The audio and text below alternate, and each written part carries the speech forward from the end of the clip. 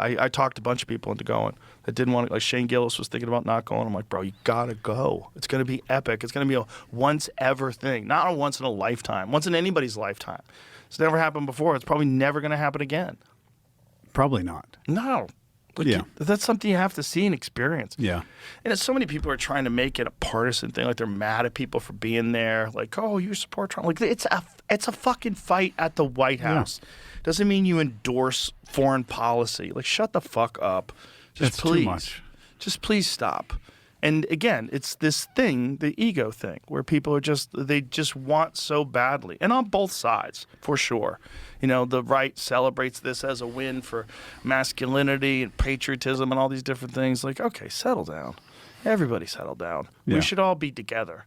And, I mean, one of the things that I wanted to do when we went to the White House to try to push through psychedelics for therapy for veterans and people, you know, first responders, people struggling with PTSD, is you need to take these steps to give people a path to change their mind.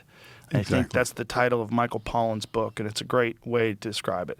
Change your mind. Yeah. Like, change your whole perspective. And there's no better way to change your whole perspective than a complete dissolving of your ego momentarily. Just at least for a while, just lock it all away, push it out, and then you get a chance to see what it actually is doing and the effect that it has when you let it back into your life. Yeah, how much of these clothes do you want to put back on? Right, You right. know? I described it as like Control, Alt, Delete for your brain. And then when your brain reboots, it has one folder, and that folder is just labeled My Old Bullshit. Yeah. And you have a decision to make. Either you go back into My Old Bullshit, and most people do at least a little. I do a little. Yeah. But for sure, you recognize that it's your old bullshit instead of thinking you are who you thought you are. Yeah. And it's a lot of stuff that didn't really belong to you.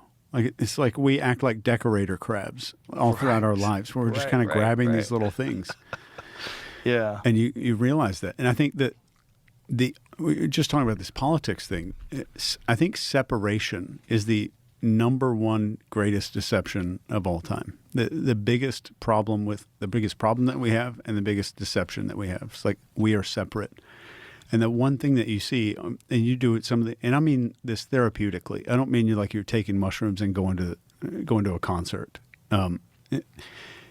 When you do this like therapeutic psychedelics, the first big realization you have is like, oh shit, this is all me.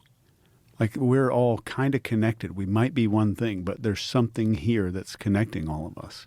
Yeah. Whatever that is. Whether you want to call it consciousness or our souls are connected or something. Yeah. There's something where we're connected that we're kind of denying for some strange reason.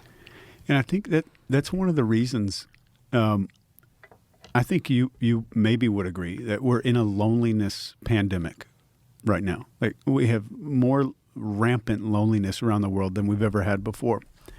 And if you look at Joe Rogan went off on people criticizing the UFC fights being held at the White House. I find it interesting. He had to convince Shane Gillis to go. Now, so far, I think the biggest controversy of that whole thing was Holcutt saying the thing about Michelle Obama. Although that guy said it purposely to, get a reaction and get people talking about him. So, but Joe was like, people are trying to make it something more than what it is on the left and the right, because he brought up the right wing embracing it. Like, this is us now. I got to be honest with you. I watched it, and I thought it was pretty awesome. Even like the dirt bike things and stuff. I thought it was pretty cool looking. It was kind of dope. They had fights there, especially UFC fights. Now, you got to remember, all the people complaining about this had no problem when Joe Biden had, the LGBTQ stuff happening on the White House lawn and stuff. And this just devolved into politics when all of the fights were cool. Although it was a little weird that Trump was sitting right there and everyone had to go like, after every fight, all the winners were just like praising him and stuff. That was like kind of weird. And Tyson Fury walking out and this whole thing, and he was supposed to announce something but didn't. That was a whole weird thing too. But overall, I thought, the thing was pretty cool. Have that on the White House lawn.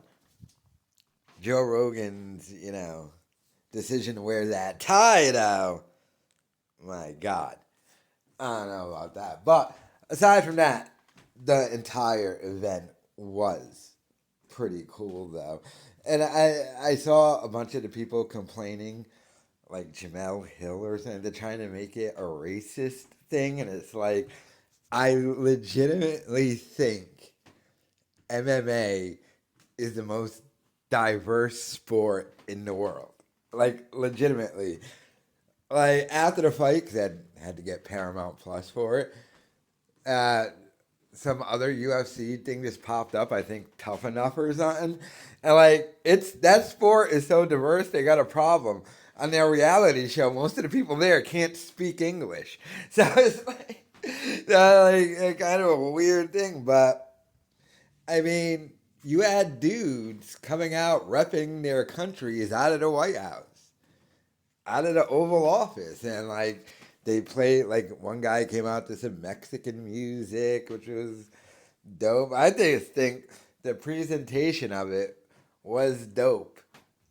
And all the fights were good, except that Hulk cut one, only because, big beast guy, he wasn't really trying to fight.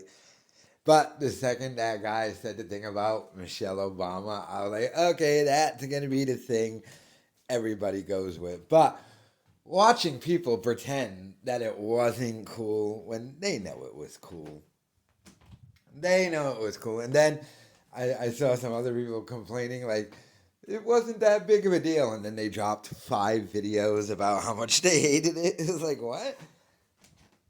But it seems like Rogan, he doesn't really care.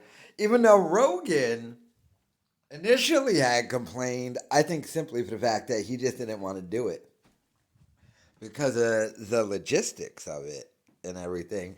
So he wasn't into doing it at first, but it happened. I remember when it was about to happen and there was a little delay, and I was already like, oh my God, not a delay. Because I know these events, and I'm like, this is always my problem with these events, by the way. I'm like, I want to go to bed. I don't want to stay up until 1, 2 in the morning having to watch this. I never make it to the last fight. I always fall asleep. That's why I don't mind, like, whenever the WWE goes and does a pay-per-view overseas now, and it comes on at like noon or 1 o'clock in the afternoon, and it's done by like 6 or 7. I'm like, that's perfect. Do that. Go to Australia and just air it at 1 o'clock in the afternoon here, so I can see the entire thing. You'll be getting exhausted and stuff. Like, hurry up with the stuff and all the stuff in the middle. Which I like how, like, now that they've uploaded it to Paramount Plus, they cut out all the BS. So now it's just the fights. So it's only like 2.5 hours long instead of like the 6 hours that it is. But yeah, Joe Rogan went off on this. But let me know your thoughts in the comments.